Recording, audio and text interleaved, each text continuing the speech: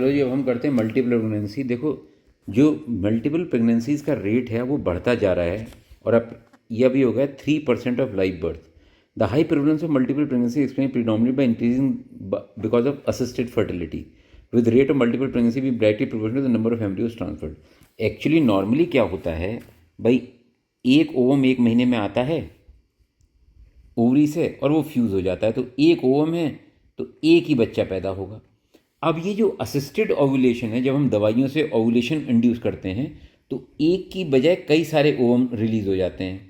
तो जब कई सारे ओवम रिलीज हो गए तो स्पर्म्स 2 को कर सकते हैं, 3 को भी कर सकते हैं। यूजली डबलेट होती हैं, लेकिन ट्रिपलेट और क्वाड्रलेट भी मिलते हैं। तो इस वजह से जो असिस्टेड ओव्यूलेशन होता है, जिसमें बच्चे का वो फीमेल का इनफर्टिलिटी का ट्रीटमेंट चलाते रहते हैं हम, और उसको हम ओव्यूलेशन इंड्यूस करते हैं, ऐसे केसेस में मल्टीपल प्रेगनेंसी के चांसेस बहुत ज़्यादा हैं।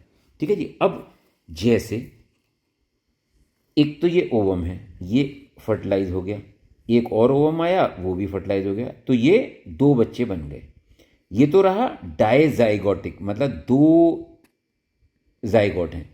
वो एक एंटिटी ये होती है कि एक ये ओवम है, एम्ब्री स्पर्म ने इसको फ्यूज़ किया और ये जाइगोट बन गया, और फिर ये बाद में जाइगोट ये डिवाइड कर गया। अब जब ये है मोनोजाइगोटिक, क्योंकि पहले एक ही जाइगोट था। जब ये डिवाइड करेगा तो इनका सेक्स सेम रहेगा, क्योंकि एक ही उससे निकले हैं।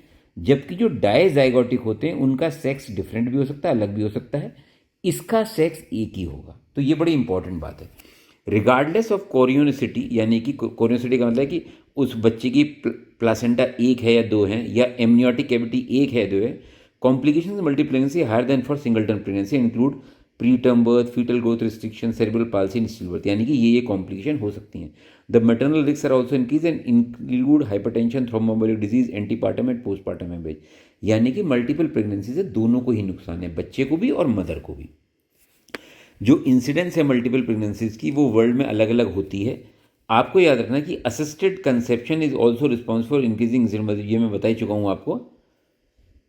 The majority of these were twin pregnancy, with remainder being predominantly triplet. Increasing maternal age is one of the key factors for multiple pregnancies, with multiple pregnancies occurring approximately 1 in 10 women aged above 45 years of age. तो ये बड़ी important बात है।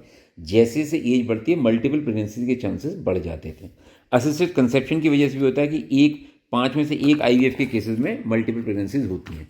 अब suppose हमने 100 twins ले लिए,